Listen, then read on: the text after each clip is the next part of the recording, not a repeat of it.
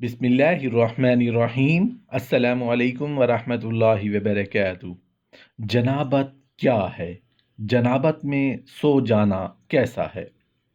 جب رات کو میاں بیوی ہم بستر ہوں یا مرد یا عورت کو احتلام ہو جائے تو صبح کو نماز فجر سے پہلے پہلے، اور اگر یہ شرعی عمل یعنی ہم بستری دن کے کسی حصے میں قرار پائے تو اگلی نماز سے پہلے پہلے میاں بیوی یا محتلم دونوں کو غسل کرنا ضروری ہے۔ اسی غسل کو غسل جنابت اور غسل نہ کرنے تک ناپاکی کی حالت میں رہنے کو حالت جنابت یا جنوبی ہونا کہلاتا ہے۔ مرد ہو یا عورت، جنابت کی حالت میں اس طرح ساری رات گزارنا کہ فجر کی نماز بھی قضا ہو جائے تو یہ ناجائز اور گناہ ہے اور باعث عذاب ہے۔ لہٰذا گناہ سے بچنے کی فکر کرنی چاہیے۔ حضرت عبداللہ بن قیس رضی اللہ عنہ کی حدیث میں ہے، وہ کہتے ہیں کہ میں نے حضرت عائشہ صدیقہ رضی اللہ عنہا سے پوچھا کہ نبی کریم صلی اللہ علیہ وآلہ وسلم جنابت کی حالت میں کیا کرتے تھے؟ کیا وہ سونے سے قبل غسل کرتے یا غسل کرنے سے پہلے بھی سو جایا کرتے تھے؟ وہ کہتی ہیں، یعنی حضرت عائشہ صدیقہ رضی اللہ عنہ کہتی ہیں کہ وہ دونوں طرح ہی کیا کرتے تھے۔ کبھی آپ غسل کر لیتے پھر آرام فرماتے، اور کبھی کبھی وضو کر لیا کرتے اور سو جاتے۔ وہ کہتے ہیں کہ میں نے کہا اللہ کا شکر ہے جس نے اس معاملہ میں آسانی رکھی۔ صحابیات کا آخرت کی فکر کی وجہ سے یہ حال تھا کہ وہ رات کو بار بار اٹھ کر چراغ جلا کر دیکھا کرتی تھیں کہ کہیں ایسا تو نہیں کہ طہارت ہو چکی ہو اور نماز فرض ہو چکی ہو اور پھر ہماری نماز قضا ہو جائے۔ آج کل تو چراغ جلانے کی زحمت بھی نہیں ہے، صرف بٹن دبانے کی دیر ہے جس میں کوئی دقت نہیں ہے۔ اس کے باوجود اس کے اندر لاپرواہی کرنے اور کئی نمازیں ضائع کرنے کا یہ عذاب اور وبال ہے جو نبی کریم صلی اللہ علیہ وآلہ وسلم نے اس حدیث میں بیان فرمایا۔ لہٰذا جنابت اور ماہواری کے معاملے میں بہت ہوشیار رہنے کی ضرورت ہے کہ اس کی وجہ سے ہماری کوئی نماز قضا نہ ہونے پائے، اور عام حالت میں بھی نماز قضا کرنے سے بچنا ضروری ہے۔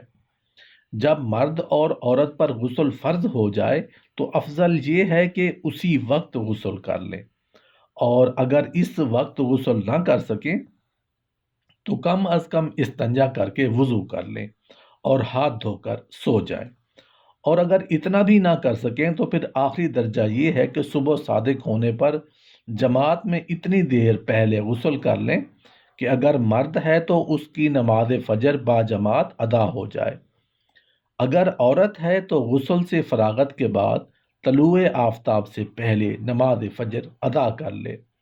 یہ آخری درجہ ہے، اس سے زیادہ تاخیر کرنے کی گنجائش ہی نہیں ہے۔ لہذا اگر کوئی شخص جنابت کی حالت میں سو گیا اور پھر سورج نکلنے کے بعد اٹھا تو اس کے لیے یہ عذاب اور وبال ہے، کیونکہ غسل کرنے میں اتنی تاخیر کرنا جس کی وجہ سے جماعت چھوٹ جائے یا نماز قضا ہو جائے ناجائز اور حرام ہے۔ حالت جنابت میں ذکر کرنے اور دعائیں پڑھنے میں کوئی حرج نہیں ہے، حتیٰ کہ دعا کی آیتوں کو بھی دعا کی نیت سے پڑھا جا سکتا ہے۔ البتہ بہتر یہ ہے کہ کم از کم وضو کر کے اذکار اور دعائیہ کو پڑھا جائے۔ حالت جنابت میں کھانا پینا درست ہے، مگر بہتر یہ ہے کہ ہاتھ دھو کر اور کلی کر کے کھائے پئیں۔ جنابت کی حالت میں سلام کرنا، سلام کا جواب دینا، اذان کا جواب دینا اور دینی یا دنیوی گفتگو کرنا سب جائز ہے۔ جنوبی کا جھوٹا پاک ہے، اس کا کھانا پینا بلا شبہ درست ہے۔ حالت جنابت میں بچہ کو دودھ پلانا بھی درست ہے۔ جنابت کی حالت میں بال، ناخن وغیرہ کاٹنا مکروہ تنزیہی ہے۔